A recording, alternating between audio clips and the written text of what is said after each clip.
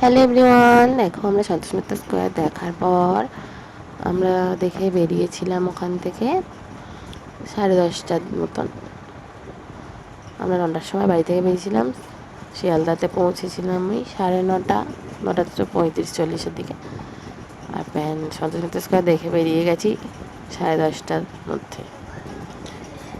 এবার সন্তোষ মিত্র স্কোয়ার দেখে বেরিয়েছি আর কি, বৃষ্টি। অষ্টমী, নবমী, দশমী 3 দিনই আমরা বৃষ্টি পেয়েছি। তবু বেরিয়েছি, 2-3টে প্যান্ডেল দেখেই বাড়ি চলে এসেছি। ছেলে ছিল, বৃষ্টিতে এমনিতেই ঠান্ডা লেগেছিল। তারপর ওখান থেকে গাড়ি ধরে, ওলা ধরে আমরা ত্রিধারার প্যান্ডেলটা দেখতে এসেছিলাম। এটা হচ্ছে ত্রিধারার প্যান্ডেল। আমরা যখন গেছি তখন এইখানে একটা শো হচ্ছিলো, সেই শোটা বন্ধ করে দিয়েছিল।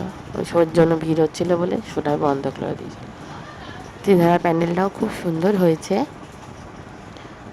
দেখো, বিশাল লাইন। সন্তোষ মিত্র স্কোয়ার দেখতে আমার 8 ঘন্টা লেগেছে, ত্রিধারা দেখতে আমার 1 ঘন্টা লেগে গেছে। প্রচুর ভিড় হয়েছিল। আর এবিপি আনন্দের পাসটাও অ্যালাউ হচ্ছিল না ত্রিধারাতে, তাই জন্য দেরি হয়ে গেছে। লাইন দিয়ে দেখতে হয়েছে পুরো। দেখো,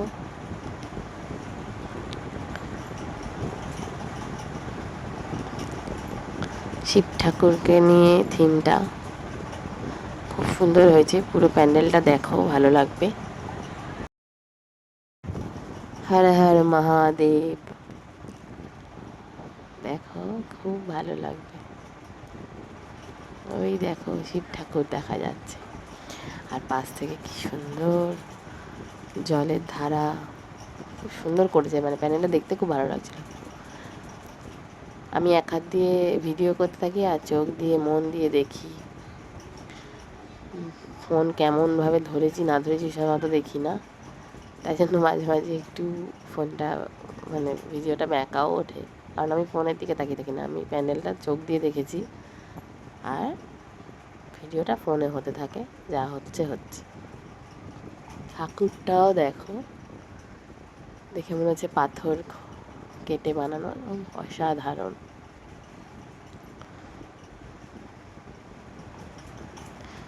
ও, এই ভলেন্টিয়ারগুলো একদম ফটো তুলতে দেয় না তো, লাইন দিয়ে 1 ঘন্টা ধরে ফটো তুলতে দেয় না, ভিডিও করতে দেয় না,